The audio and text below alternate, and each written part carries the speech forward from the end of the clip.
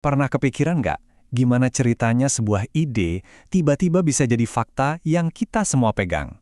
Nah, hari ini kita bakal bedah tuntas, kita bongkar rahasia di balik cara kerja riset, selangkah demi selangkah. Coba deh pikirin, setiap hari kita tuh kayak dihujani informasi, dari berita, sosmed, sampai obrolan di warung kopi. Pertanyaannya, gimana caranya kita misahin mana yang beneran fakta, dan mana yang ya cuma sekedar opini? Ternyata nih, jalan buat cari tahu kebenaran itu bukan jalan tol lurus yang cuma ada satu. Justru, semuanya itu berawal dari satu pilihan. Pilihan fundamental tentang cara kita memandang dunia ini. Oke, kita mulai dari yang paling dasar dulu ya. Kenapa sih kita repot-repot melakukan riset? Anggap aja riset itu kayak kerjaan detektif. Ini adalah cara kita yang paling terstruktur buat berburu jawaban, buat ngetes asumsi-asumsi kita, dan pada akhirnya ya buat ngerti dunia di sekitar kita ini dengan lebih dalam. Nah, ini yang menarik. Sebelum peneliti ngumpulin data satu biji pun, mereka harus milih dulu. Ada dua kacamata atau dua cara pandang dunia yang beda banget dan ini nentuin segalanya. Ini nih, ibaratnya persimpangan jalan paling penting dalam dunia riset. Pilihannya gini, apakah kebenaran itu satu, objektif, dan tinggal kita temukan aja, atau jangan-jangan kebenaran itu sifatnya subjektif, beda-beda buat tiap orang, tergantung pengalaman dan cara kita menafsirkannya. Nah, yang pertama ini kita sebut positivisme. Anggap aja ini cara pandangnya arsitek. Mereka percaya kalau realitas ini punya cetak biru yang universal, yang pasti. Jadi tugas peneliti ya menemukan cetak biru itu, mengukurnya, dan bikin prediksi berdasarkan itu. Kalau yang kedua ini, interpretivisme, lebih mirip cara pandang antropolog. Tujuannya bukan buat nyari satu kebenaran tunggal, tapi justru buat memahami sebuah budaya atau situasi dari dalam. Jadi ini lebih ke soal mengeksplorasi banyaknya kebenaran yang bisa aja ada secara bersamaan. Oke, dari dua cara pandang tadi, lahirlah dua kotak peralatan riset. Kita bahas yang pertama dulu ya, yang lahir dari pandangan positivis. Ini semua tentang angka. Pendekatan ini, yang kita sebut kuantitatif, biasanya pakai eksperimen atau survei buat dapat data angka yang jelas.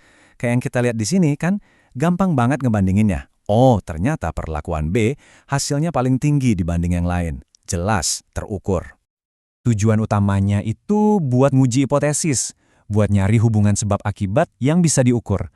Contoh gampangnya gini, apa benar metode ngajar yang baru, si X ini, bikin nilai ujian siswa, si Y jadi naik?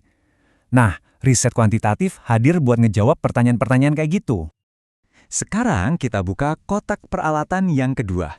Ini pasangannya interpretivisme. Kalau tadi kita ngomongin angka, yang ini fokusnya ke pertanyaan kenapa dan gimana di balik angka-angka itu. Di sini, data yang dicari itu bukan angka, tapi kata-kata, cerita, pengamatan. Coba deh dengerin kutipan ini. Ada emosi, ada motivasi di baliknya kan? Sesuatu yang nggak akan pernah bisa ditangkap sama statistik atau angka doang. Dan buat dapetin data kayak gini, penelitinya nggak bisa cuma duduk di kantor. Mereka harus terjun langsung, wawancara mendalam, ikut ngamatin langsung, bahkan kadang ikut jadi bagian dari kelompok yang diteliti. Tujuannya satu, menangkap cerita langsung dari sumbernya. Nah, disitulah kekuatan riset kualitatif. Dia ngasih kita konteks, ngasih kita makna. Bukan cuma soal apa yang terjadi, tapi yang lebih penting, kenapa itu bisa terjadi. Dari sudut pandang orang yang ngalamin langsung. Oke, jadi mau pakai kotak peralatan kuantitatif atau kualitatif, semua riset yang bagus itu punya alur yang sama. Ada langkah-langkahnya. Prosesnya itu kayak peta perjalanan. Selalu dimulai dari pertanyaan yang jelas, terus bikin rancangannya, cetak birunya.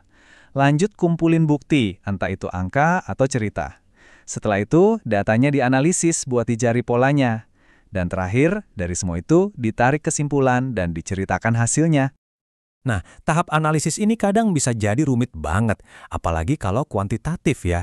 Peneliti bisa pakai model statistik yang jelimet buat mastiin temuan mereka itu beneran signifikan, bukan cuma karena kebetulan aja.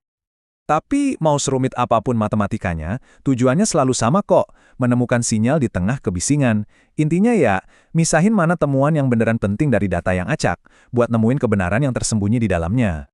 Dan terakhir, tapi ini yang paling fundamental, seluruh proses pencarian pengetahuan ini berdiri di atas satu fondasi yang nggak bisa ditawar-tawar lagi, yaitu etika. Integritas itu ibarat pondasi rumah. Tanpa kejujuran dalam cara kita ngumpulin, nganalisis, dan ngertiin data, semua bangunan pengetahuan yang udah susah payah dibangun itu bisa ambruk begitu aja.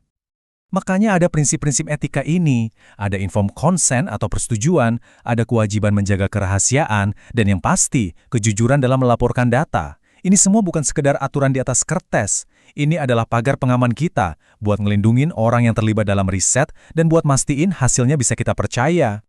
Nah, sekarang Anda udah tahu aturan mainnya. Pertanyaannya, apa yang bakal Anda temukan?